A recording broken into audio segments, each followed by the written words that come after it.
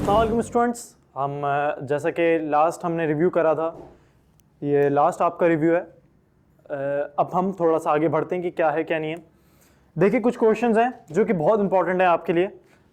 हर question को याद नहीं करना है, रट्टा नहीं लगाना, बल्कि प्रैक्टिस करनी है आपने, क्योंकि कंप्यूटर साइंस ऐसा सब्जेक्ट है जिसकी प्रैक्टिस करना ज़रूरी है।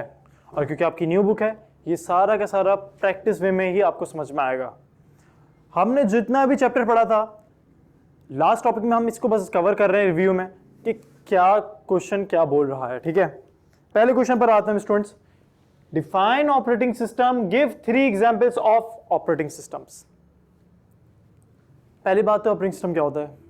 ऑपरेटिंग सिस्टम इंटरफेस करने के लिए, यूजर और कंप्यूटर को इंटरफेस करने के लिए एक एनवायरनमेंट है। सही है, मैं बैठा हुआ हूं और कंप्यूटर में सामने, अब एटलीस्ट मुझे पता हो चले कंप्यूटर में क्या काम हो रहा है, तो ऑपरेटिंग सिस्टम इसे कहते हैं। सही है, the creation of interface between user and computer is called operating system. ये लाइटरल इसकी डेफिनेशन है।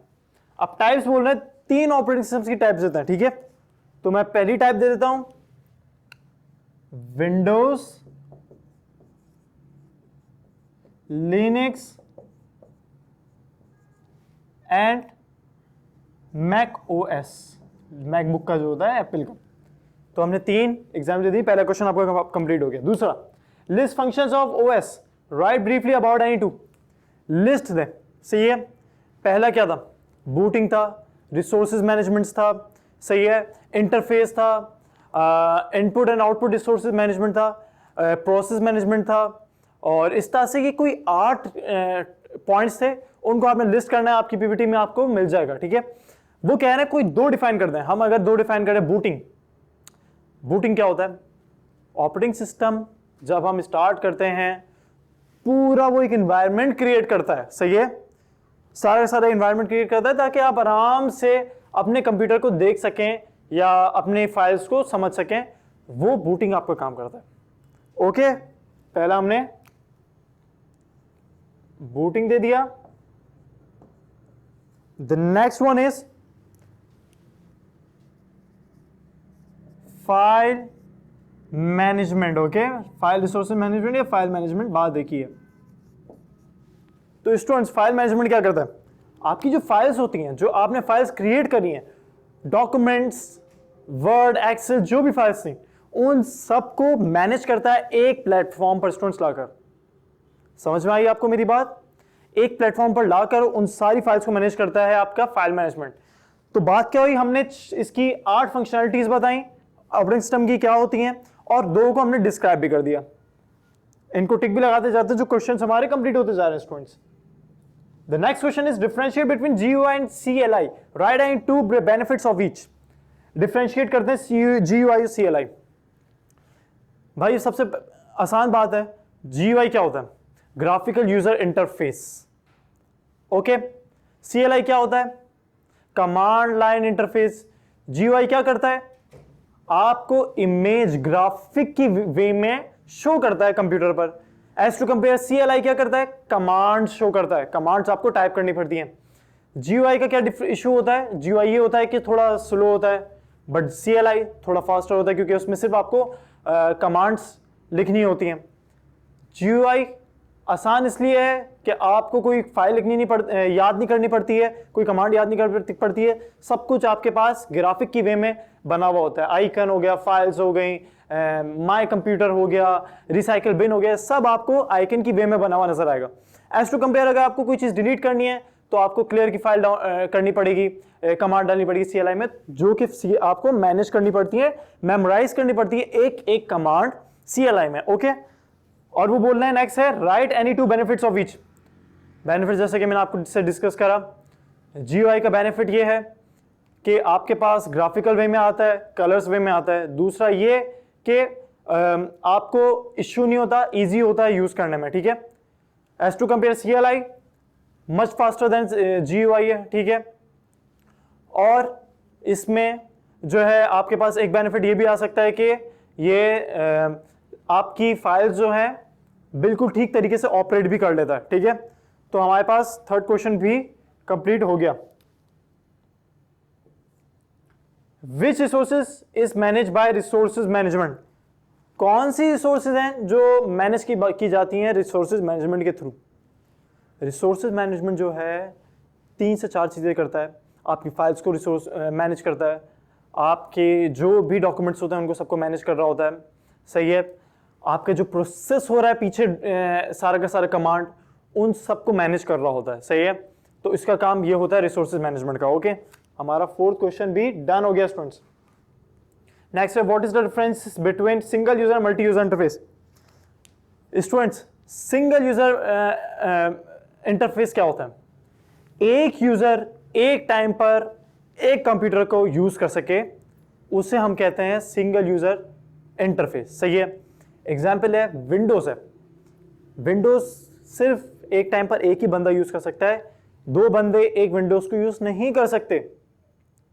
ओके, लेकिन दूसरी बात उन्होंने यहां पे क्या की है, मल्टी यूजर इंटरफेस। लिनक्स बहुत बड़ी एग्जांपल है, जैसे हमने पहले ही पढ़ा हुआ है। लिनक्स मल्टी यूजर इंटरफेस होता है, 2 या 2 से ज्यादा लोग अपनी फाइल्स को सेव कर सकते हैं, वहां पे डॉक्यूमेंट्स डाउनलोड कर सकते हैं। एक ही ऑपरेटिंग सिस्टम को 2 से ज्यादा लोग यूज कर सकते हैं। तो ये बेनिफिट आपके पास लिनक्स में आ जाता है कि मल्टी यूजर होता है। तो हमने पढ़ लिया सिंगल यूजर और मल्टी यूजर क्या होते हैं, इंटरफेस। नेक्स्ट है, what is the purpose of office automation software. अभी हमने पिछला पढ़ा है कि ऑफिस ऑटोमेशन क्या होता है। आपका जो भी ऑफिस का काम होता है, अगर आपका बड़ी बड़ी स्प्रेडशीट्स आपको क्रिएट करनी है, स्प्रेडशीट्स आप एक्सेल पे बनाते हैं, इस तरह से आपको प्रेजेंटेशंस देनी है, तो आपको पावर पॉइंट यूज करना पड़ता है। इसी तरह से डॉक्यूमेंट्स अगर क्रिएट करने हैं तो MS वर्ड यूज करना पड़ता है। अगर आपको मेल्स प्रोवाइड करनी है तो आउटलुक देनी पड़ती है। तो ऑफिस ऑटोमेशन में हमें क्या मिला, ये पर्पस होता है कि हमारे डॉक्यूमेंट्स जो हैं वो अलग अलग जगहों पर सिक्योर हो सके, या वो काम कर सकें अपनी एप्लीकेशंस के थ्रू, ठीक है, अपनी एप्लीकेशंस के थ्रू। तो हमें पता चल गया कि क्या होता है पर्पस ऑफिस ऑटोमेशन सॉफ्टवेयर का। नेक्स्ट है, list the programs available in MS office, write why each program is used. अच्छा, okay, list programs available in MS office लिख लेते हैं यहां पर स्टूडेंट्स। फर्स्ट है MS वर्ड, नेक्स्ट है पावर पॉइंट, नेक्स्ट है एक्सेल, और चलो यहां से मैं ऊपर ले आता हूं इसको, ठीक है, आई होप आपको समझ में आ जाए। इसके बाद है, अच्छा मेन तो ये होते हैं, आउटलुक भी आप डाल सकते हैं। ओके स्टूडेंट्स, तो ये 4 फाइल्स होती हैं, जो 4 प्रोग्राम होते हैं जो अवेलेबल होते हैं MS ऑफिस में आपके पास, ठीक है। अच्छा, एक और आप लिख सकते हैं एक्सिस, ये आपके लिए काम के लिए नहीं है, लेकिन ये फिलहाल 3 आप समझ जाएं, 3 इंपॉर्टेंट है। नेक्स्ट है write why each program is use. सबसे पहले MS वर्ड आपकी डॉक्यूमेंटेशंस क्रिएट करने के लिए, फाइल्स क्रिएट करने के लिए, बनाने के लिए, जो आप बड़े बड़े डॉक्यूमेंट्स बनाते हैं सारे के सारे, जो आपके बैंकिंग से सारे डॉक्यूमेंट्स होते हैं उनको बनाने के लिए MS वर्ड यूज किया जाता है। पावर पॉइंट आपकी प्रेजेंटेशंस जो होती हैं ऑफिस में, बड़ी बड़ी सेमिनार्स क्रिएट होते हैं, या आपको कोई प्रेजेंटेशन देनी होती है कहीं पर, तो पावर पॉइंट इसलिए यूज होता है। Okay students, next Excel, spreadsheets होती हैं, कैलकुलेशन करनी पड़ती है आपको, बैंकिंग में बहुत ज्यादा यूज किया जाता है। एक्सेल क्या होता है, सही है, और बहुत सारी मल्टीनेशनल कंपनीज या सॉफ्टवेयर हाउसेज एक्सेल को यूज करते हैं, क्योंकि और अच्छा एक्सेल में एक अच्छी चीज है, कैलकुलेशन सारी की सारी होती हैं, ठीक है। तो हमने पढ़ लिया एक्सेल का क्या काम करता है, ठीक है। आउटलुक एक एनवायरनमेंट है ईमेल करने का, सही है, इलेक्ट्रॉनिक मेल करने का। तो जिस तरह से आप जीमेल है, गूगल मेल यूज करते हैं, इसी तरह से आउटलुक भी आपके पास। एक्सेस छोड़ दें, आपके लिए यूज पे नहीं है। ये 4 चीजें थी जो हमने पढ़ा अभी। नेक्स्ट क्वेश्चन है, what is the major difference between soft real and hard real time. Difference, major difference बताना है हमें।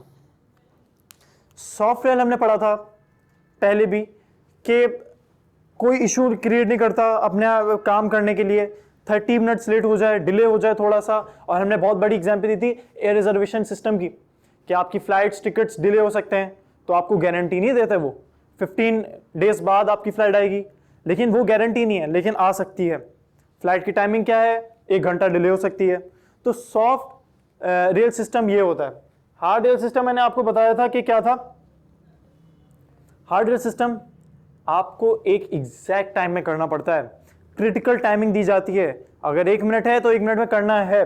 जैसे एग्जाम्पल हमने पहले भी टॉपिक में पढ़ी थी, मिसाइल सिस्टम। मिसाइल सिस्टम में क्या होता है, एक पर्टिकुलर टाइम है, उसको आपने अचीव करना है, वरना तो एक्सप्लाइड हो जाएगा on the real spot. Okay, तो हमने ये पढ़ लिया कि सॉफ्ट रियल सिस्टम और हार्ड रियल सिस्टम क्या होता है। लास्ट है हमारा question, why is it important to install antivirus. Important इसलिए एंटीवायरस को इंस्टॉल करना ताकि आपके जो हैकिंग है, मालवेयर्स हैं और अनसिक्योरिटी आपके कंप्यूटर में वो क्रिएट ना हो, कोई आपके डॉक्यूमेंट्स के साथ छेड़छाड़ ना करे, ठीक है, उसमें कोई वायरस ना आए, ना कंप्यूटर में आपके वायरस आए। तो ये इंपॉर्टेंट है आपको एंटीवायरस इंस्टॉल करने में। आई होप स्टूडेंट्स आप लोगों को पूरा चैप्टर समझ में आया होगा कि किस तरह से क्या क्या चीजें यूज होती हैं विंडोज में।